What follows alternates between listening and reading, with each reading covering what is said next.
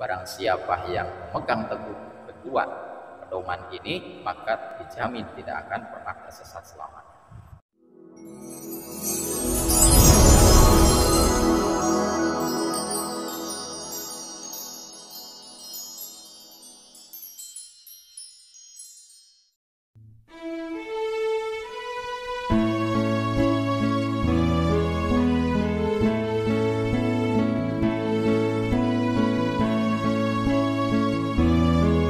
Ada pesan dari Malak Jibril kepada baginda Rasulullah SAW, diantaranya adalah Ish ma syi'ta fa innaka mayyitun. Hiduplah engkau sekehendakmu, maka sesungguhnya engkau akan meninggal. Wallahu a'lam bihaqiqatil murad aw kama qala. Hiduplah engkau sekehendakmu, sesukamu, semaumu. Tapi ingat, suatu saat engkau akan meninggal. Kemudian pesan ini baginda Rasul sampaikan kepada para sahabat. Kemudian disampaikan oleh para sahabat kepada para tabi'in, lanjut oleh para tabi'in kepada atba'ut tabi'in, dan terus berlanjut sampailah kepada kita. Maknanya apa? Bahwa sesungguhnya kita hidup ini tidak boleh sekehendak kita, tidak boleh semau kita, ya, seenaknya kita. Hidup ini harus ada polanya, supaya rapi, supaya tertib, supaya sampai kepada tujuan. Allah Subhanahu wa ta'ala menciptakan kita, menghidupkan kita. Ini ada tujuannya, ya. Jadi supaya tujuan itu tercapai, maka hidup kita ini harus terarah, harus ada polanya. Maka Al-Quran dan Al-Hadis sebagai warisan paling berharga dari baginda Rasulullah SAW, barang siapa yang memegang teguh kedua pedoman ini, maka dijamin tidak akan pernah tersesat selamanya. Nah, Allah Subhanahu wa ta'ala banyak mengkisahkan di dalam Al-Quran, tercantum di antaranya Allah menceritakan tentang seekor hewan. Kemudian nama hewan ini diabadikan sebagai nama salah satu surah dalam Al-Quran, yaitu An-Nahl, yang artinya lebah atau tawon. Mari kita lihat bagaimana karakter hewan yang namanya lebah ini.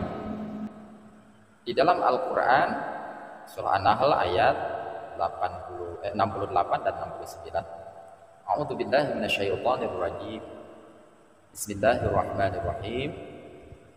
Wa auha rabbuka ilan nahli an ittakhidhi minal jibali buyutan wa minasy syajari wa mimma ya'rishun. Thumma kuli min kulli thamarati fasluki subula rabbiki dhulula yakhruju min butuniha syarabun mukhtalifun alwanuhu fihi shifaa'un linnas inna fi dzalika laayatan liqaumin yatafakkarun. Shadaqallahul azim. Wallahu a'lam bihaqiqatil murad.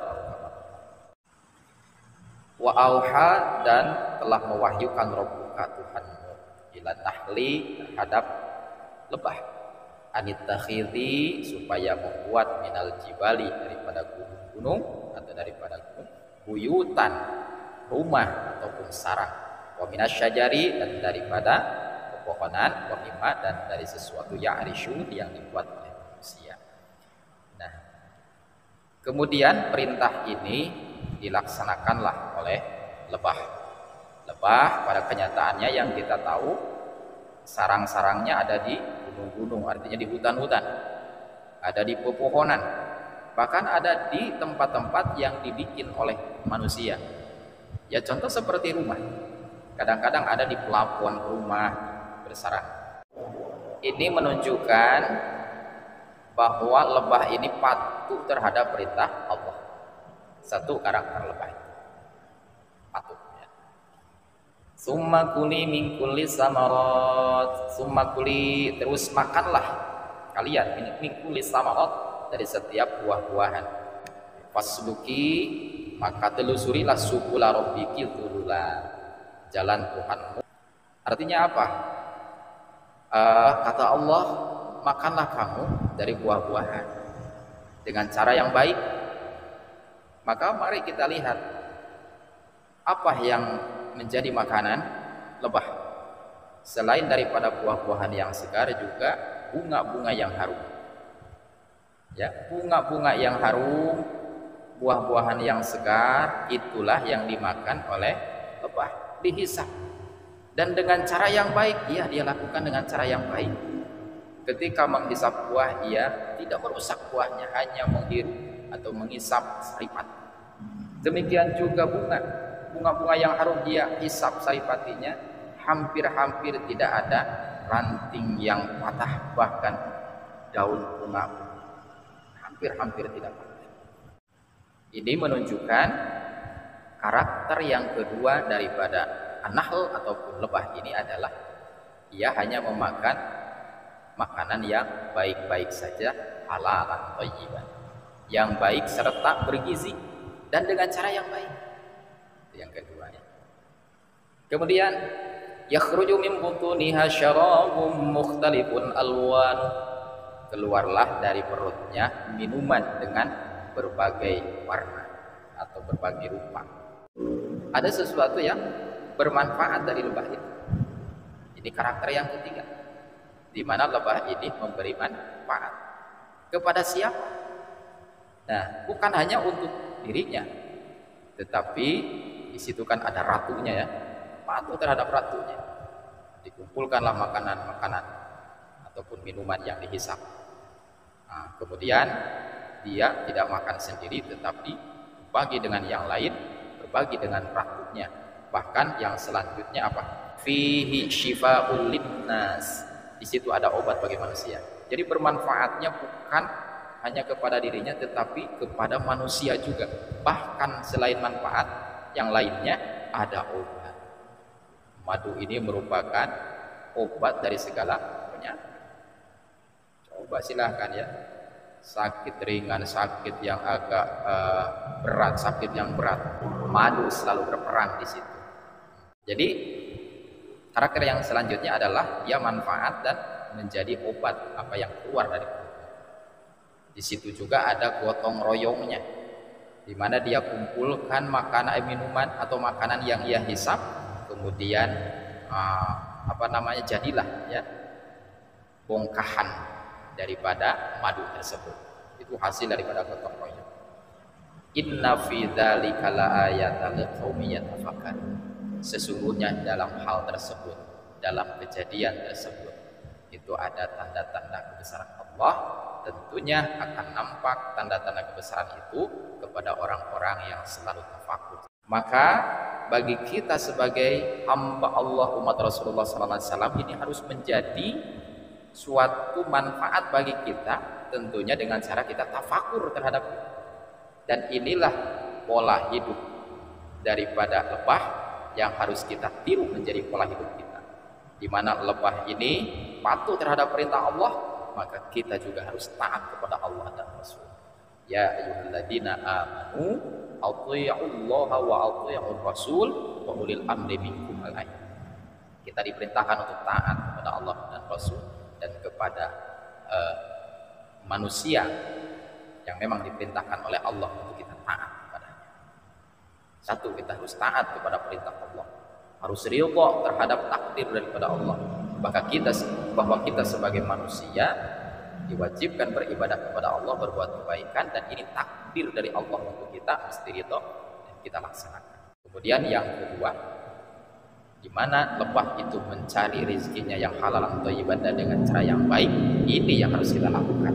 Karena memang kita diperintahkan untuk mencari rezeki itu yang halal, jenisnya halal, cara mencarinya juga harus halal. Thayyiban, menyehatkan, menguatkan, artinya bergizi, ada mengandung protein, vitamin ya. Kemudian yang ketiga, ada gotong royongnya. Maka kita sebagai hamba Allah, umat Rasulullah, mesti kita selalu gotong royong, artinya bersatu berjamaah. Diawali daripada sholat kita berjamaah, kemudian hal-hal baik yang lainnya kita berjamaah, maka kekuatan itu ada di dalam kesatuan, di dalam berjamaah. Kemudian di situ lebah pun memberikan manfaat, maka kita juga harus menjadi orang yang bermanfaat sesuai dengan apa yang disampaikan oleh Rasulullah, khairun nas man anfa'u linnas. Kita itu dijadikan atau kita berusaha untuk menjadi orang yang paling baik di sisi Allah, yaitu orang yang bermanfaat untuk dirinya, orang tuanya, keluarganya, dan sesama, bahkan makhluk-makhluk yang lain selain daripada manusia. Dan yang selanjutnya, memberikan obat untuk manusia, maka kita juga harus menjadi obat bagi sesama kita. Bagaimana? Selalu idkhalus surur, memberikan kebahagiaan kepada orang lain, yang menjadi orang yang selalu membahagiakan orang lain, bukan sebaliknya gitu ya, kita malah menjadi penyakit bagi orang lain. Maka ucapan kita, sikap kita, perilaku kita, akhlak kita betul-betul kita jaga supaya menjadi obat bagi orang lain. Demikian, mudah-mudahan kita bisa meniru pola hidup An-Nahl, lebah ini, menjadi pola hidup kita. Dengan demikian insyaallah kita akan selalu diberikan kebaikan, keselamatan, kebahagiaan oleh Allah, baik di dunia maupun akhirat. Amin ya Allah ya rabbal alamin. Demikian, alhamdulillahirabbil alamin. Wallahu a'lam bishawab.